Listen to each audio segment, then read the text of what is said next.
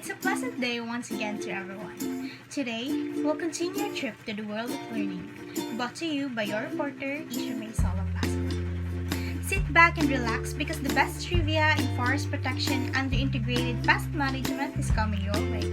Hold on to your seats as we prepare now for takeoff.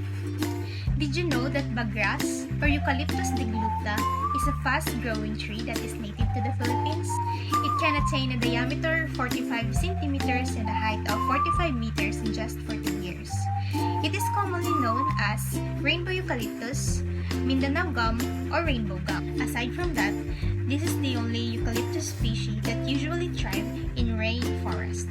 The multicolored bark of Eucalyptus deglupta amazed me so much, and this leads me to choosing the insect pest that attacks this majestic tree, which is the Varicose borer or Agrilus sexsignatus.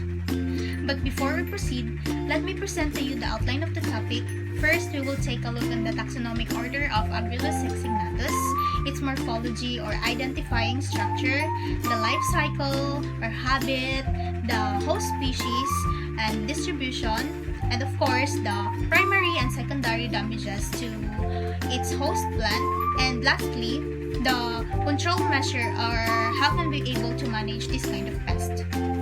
In terms of the taxonomic order of the Varicose borer or Agrilus sexsignatus, first it is classified under the kingdom Animalia. Its phylum is phylum Arthropoda.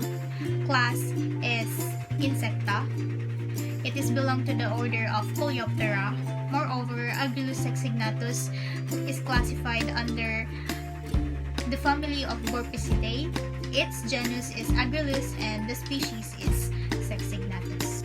Agrilus sexsignatus is a holometabolous insect because it has complete metamorphosis from egg, larva, pupa, and adult. The Varicose borer, Agrilus sexsignatus, is a serious bark borer pest on Bagras. The eggs are oval-shaped, dorsoventrally flat, and color white when they are newly laid. Then it becomes chocolate brown in 3 to 4 days after they are laid. Eggs that are about to hatch are dirty white and opaque dorsal. Let's come now to the larval stage of Agrilus sexsignatus. The larvae of Agrilus sexsignatus requires 62 to 80 or an average of 71 days to complete their development. The yellowish larvae of Agrilus sexsignatus is slender, oblong in cross-section, have a broad flat prothorax, and a pair of forceps-like appendages at the tip of its abdomen. Also, the larvae of Agrilus sexsignatus is legless and blind. So let's move on to the pupa stage of the Agrilus sexsignatus. The exudate pupae of the Agrilus sexsignatus are the same size and shape as the adults. They are color white when they are newly molted from prepupal stage and will turn black as they mature. Pigmentation begins in the eyes, then the mouth parts, head, thorax, and lastly, in the abdomen. So let's now proceed to the morphological structure of the adult Agrilus sexsignatus. So as you can see in the picture, the fully developed Varicose borer is slender, black in color, and have 3 orange sutural spots on the dorsal side. The thorax and abdomen have orange markings on lateral sides as well. In addition, the male have narrow fronts with sinuate lateral margins and shallow longitudinal depression in the middle of the first abdominal sternite. The length of the male ranges from 7 to 8 mm. On the other hand, female Agrilus sexsignatus have robust body. They have wide fronts with nearly straight lateral margins and without depression on the first lateral sternite. And now let me walk you through the life cycle of the Agrilus sexsignatus.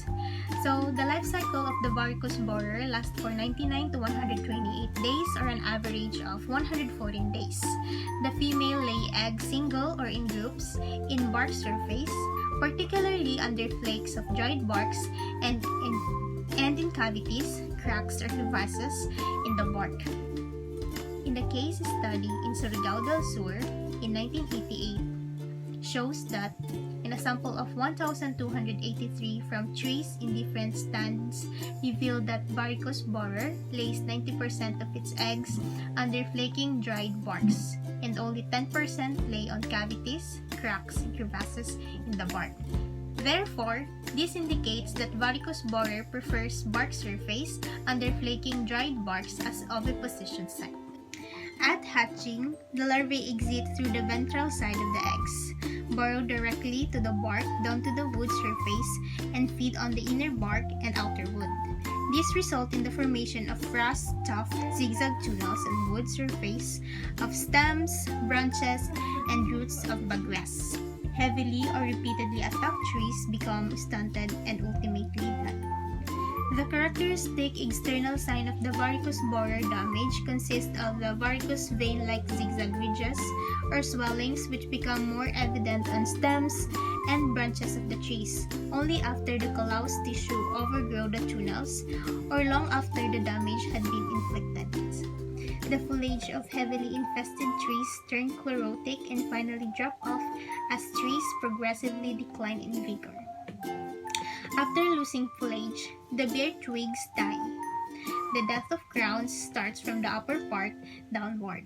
Trees with dying or dead crowns produce advantageous growth at the base of the crown or upper stem. The attractiveness to and suitability of stressed and healthy native Bagras were observed by the Paper Industries Corporation of the Philippines or PICOP. The study revealed that the only weakened trees were palatable to varicose borer because of the telltale varicose vein-like signs on stems and branches. Only weakened trees of top trees and girdled or prone trees were attracted to varicose borer and are suitable for its development. This suggests that varicose borers prefer weakened trees or stressed Bagras over healthy or vigorous trees, the study says. Pest practices under integrated pest management is considered as the most efficient to control Agrilus sexsignatus infestation. First, promoting and maintaining the vigorous growth of Bagras tree is one of the way to prevent infestation of the varicose borer. This kind of infestation can be prevented as early as possible by using all suitable techniques such as introducing predators or natural enemies, that is biological control. Also, the use of adequate cultivation techniques such as seedbed sanitation, sowing dates and densities, undersowing, conservation tillage, pruning.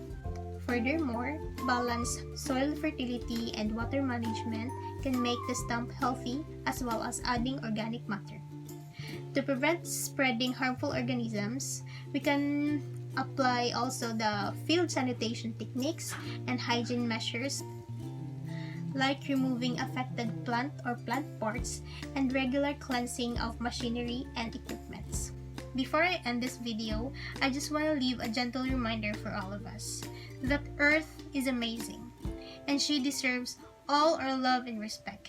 So I'm inviting everyone to invest in our planet by being mindful of the choices we make every day, because each individual choice adds up as an investment for the Earth. We can all contribute in our own humble ways. No act of love is too small for our planet. That's all for today, and I hope you learned something from me. Bye!